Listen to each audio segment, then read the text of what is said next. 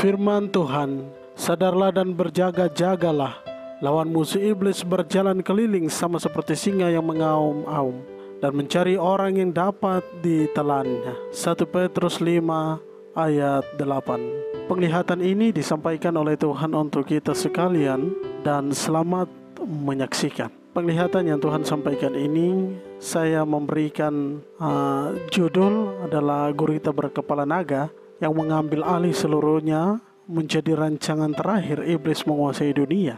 Dan penglihatan ini disampaikan oleh Tuhan tepat bulan Juli 2021.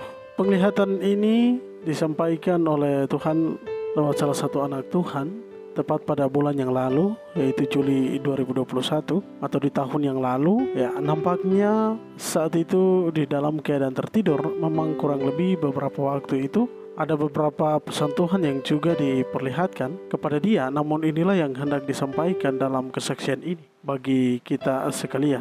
Ketika itu Tuhan mulai membawa rohnya bertemu dengan salah seorang lelaki yang sempat menanyakan dia untuk tetap mengejar dunia, atau dengan kata lain dia harus hidup bergaul dengan dunia dan jangan mencari Tuhan. Dan ini sebuah tawaran dunia bagi setiap anak muda. Namun roh yang ada di dalam dia berkata, Tuhan, saya ingin kembali kepada Tuhan dan mengikuti jalannya.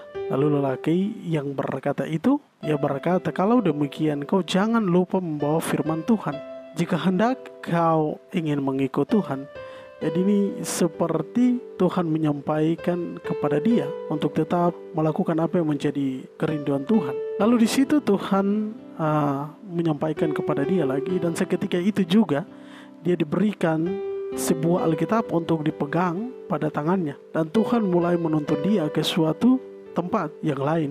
Ketika dia melihat kemana dia pergi, nampaknya berjalan menuju suatu pantai yang sangat luas. Sesampainya dia di pantai itu, nampaknya cuaca saat itu mulai berbeda, di mana saat itu teduh sekali, tetapi tiba-tiba berubah menjadi angin yang mulai meniup lebih kencang dan mempengaruhi kondisi awan yang berkumpul menyusun suatu kegelapan, sehingga pada arah kiri dan kanan pantai itu hampir tak terlihat lagi karena kabut pekat yang menutupi tempat tersebut. Dan tepat di depan pantai itu terdapat ada 2 pulau, yang di tengahnya adalah sebuah lautan yang luas.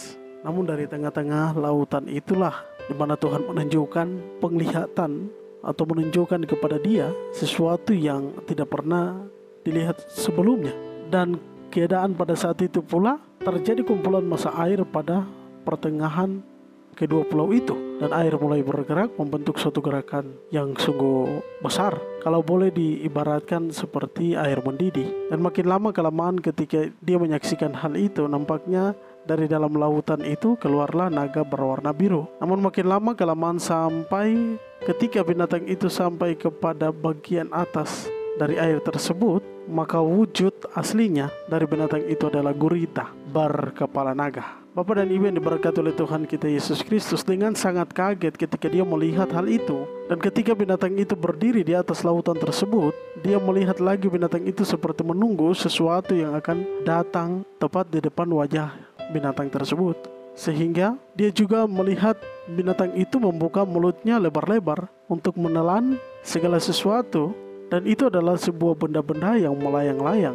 Benda apapun yang ada di depan dia, binatang tersebut akan menelannya. Baik itu benda hidup maupun benda mati, hingga tidak ada yang tersisa. Dan ketika Tuhan usai memperlihatkan semua penglihatan tersebut, maka dia terbangun dari tidurnya dengan penuh pertanyaan apa arti dari semua itu. Dan itulah pesan penglihatan yang Tuhan sampaikan kepada dia, untuk diberitahukan bagi Bapak dan Ibu serta kita sekalian. Bapak dan Ibu yang diberkati oleh Tuhan kita Yesus Kristus, kita mau belajar dari pesan penglihatan Tuhan ini bahwa kita harus tetap berjaga-jaga. Karena perkembangan dunia saat ini sementara menuju kepada kehancuran kekal atau kehancuran yang luar biasa. Karena segala sesuatu telah diambil alih oleh iblis.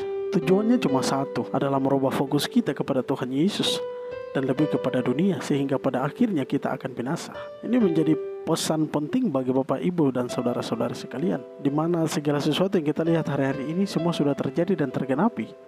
Apa yang menjadi kesaksian penglihatan-penglihatan yang Tuhan sampaikan bagi setiap anak-anak Tuhan, setiap hamba-hamba Tuhan. Dan ini menjadi suatu hal yang sangat penting bagi kita untuk tetap berjaga-jaga di jam-jam yang terakhir. Naga itu melambangkan suatu kekuasaan yang sementara ini bekerja. Itu berarti dia akan berupaya hal kecil atau hal yang besar, siapapun mereka, baik besar maupun kecil, akan ditelannya. Dan ini sudah nampak di depan mata kita. Oleh karena itu, mari lewat kesaksian ini kita mau belajar untuk tetap mendekatkan diri dengan Tuhan.